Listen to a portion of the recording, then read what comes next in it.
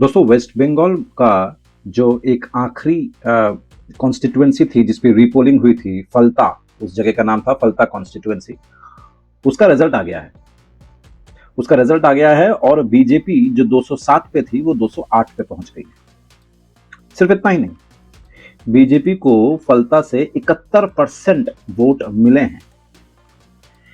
यानी कि जरा इस चीज को समझते हैं कि फलता जो कॉन्स्टिट्यूएंसी है, वहां की जो डेमोग्राफी है, जहां पे 66% हिंदू रहते हैं और 33% मुस्लिम्स रहते हैं, ऐसे डेमोग्राफिक स्ट्रक्चर में अगर बीजेपी के जो वहां से खड़े हुए थे उनको अगर 71% वोट मिले हैं, इसका मतलब यह है कि लगभग लगभग 100% हिंदुओं ने बीजेपी के कैंडिडेट को, दिवांशु जी को, जितवाया है।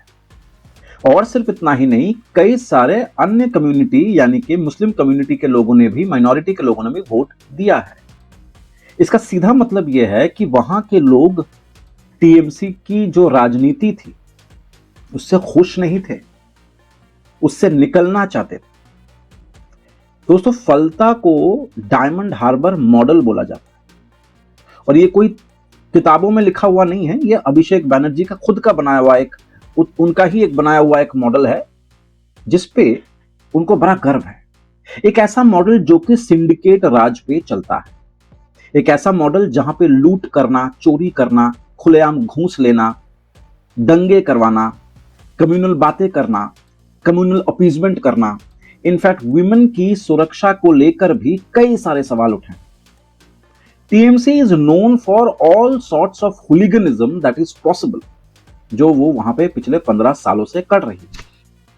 टीएमसी के लिए फलता कॉन्स्टिट्यूएंसी या डायमंड हार्बर एरिया, जो डायमंड हार्बर मॉडल के नाम से जाना जाता है, वो उनका एक स्ट्रॉन्ग होल्ड हुआ करता है।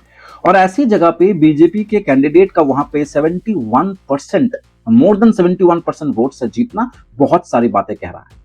और सिर्फ उनका 71% नहीं, बल्कि टीएमसी का वहां से 59% वोट से 4% पर उतर आना, यह भी बहुत बातें कहता है।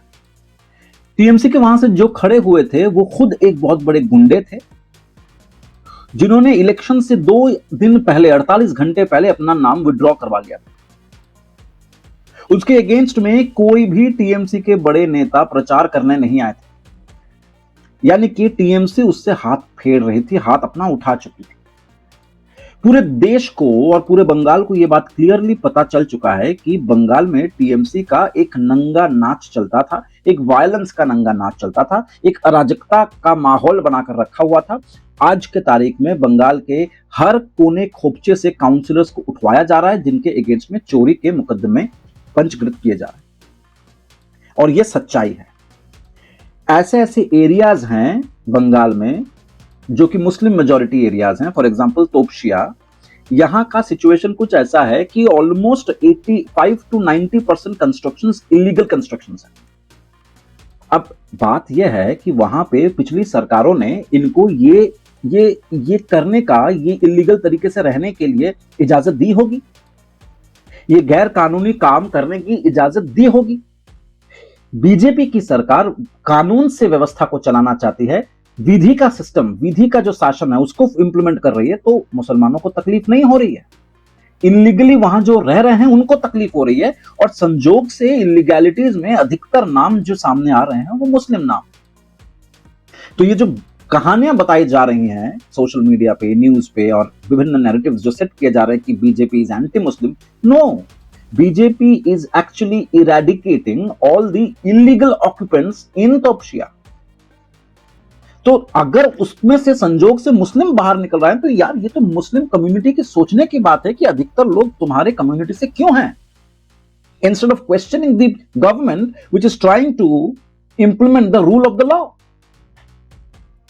ऊपर से फलता का जो कॉन्स्टिट्यूएंसी है उसके बारे में कहा गया था कि इनफैक्ट अभिषेक बैनर्जी जो टीएमसी के बहुत बड़े नेता हुआ करते थे, अभी तो थे ही है क्योंकि उनके अगेंस्ट में भी उनका घर भी बहुत सारे प्रॉपर्टीज है, उनकी इलीगल प्रॉपर्टीज है, तो उन इलीगल प्रॉपर्टीज में से कुछ प्रॉपर्टीज के अगेंस्ट में कंप्लेन्स आई हैं, शो कॉज नोटिस आ चुका है, उनका घर को तोड़ दिया जाएगा यदि वो कारण ना बता सके। जाहिर सी बात है कारण नहीं बता पाएंगे। उन्होंने एक ट्वीट किया था, मैं वो ट्वीट आपको पढ़ के सुनाता हूं। He said, quote and quote, I challenge the entire Union of India, I challenge the entire Union of India that in 10 lifetimes would not be enough for all the Bengali Birodhi Gujarati gang and their stooge Gyanesh Kumar to put even a dent in my Diamond Harbour model. Bring everything you have got. I challenge the entire Union of India. Come to Falta. Send your strongest. Send one of your godfathers from Delhi. If you have got the nerve, contest in Falta. अब देखिए, जहां तक elections की बातें हैं ये सब तो ठीक है, लेकिन if a person is challenging the unity, the sovereignty of the union of India, by default that statement is a punishable offence under BNS.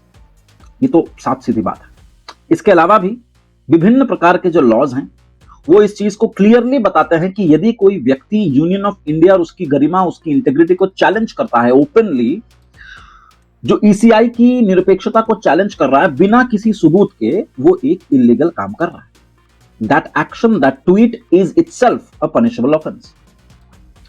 लेकिन आज के तारीख में देखने की बात यह है कि भाई 10 जीवन तो नहीं लगे, it actually took around 10 days। जब जनता जागती है, जब उनको वोट देने की जो बेसिक पॉलिटिकल राइट है, एक इंडिविजुअल के पास जो एक बेसिक फंडामेंटल राइट है, और उसको वो एक्सरसाइज करने का मौका मिलता है, तो कोई भी किसी चोर पार्टी को तो अपना वोट देगा नहीं, किसी माफिया पार्टी को तो वोट देगा नहीं।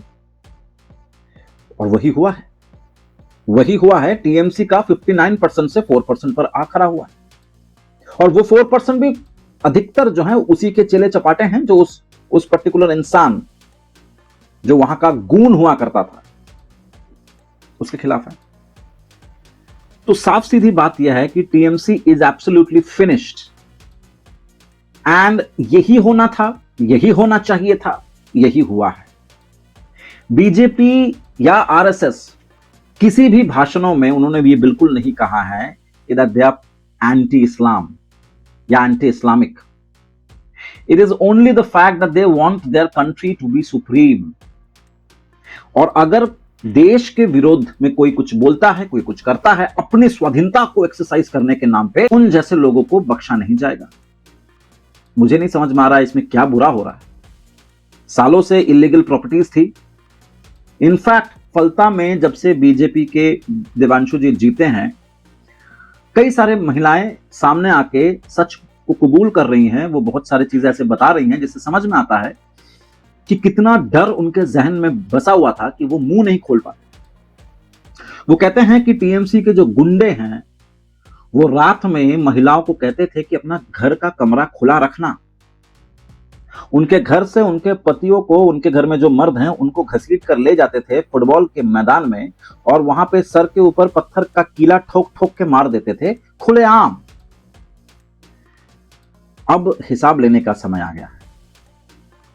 अब हिसाब लेने का समय आया क्योंकि अभिषेक और ममता बनर्जी अपने घर से निकल नहीं पा रहे हैं। ये अक्सर कहते थे कि लेफ्ट जो है वो एक फेसबुक पार्टी है, वो केवल फेसबुक में एक्टिव है, ग्राउंड पे नहीं।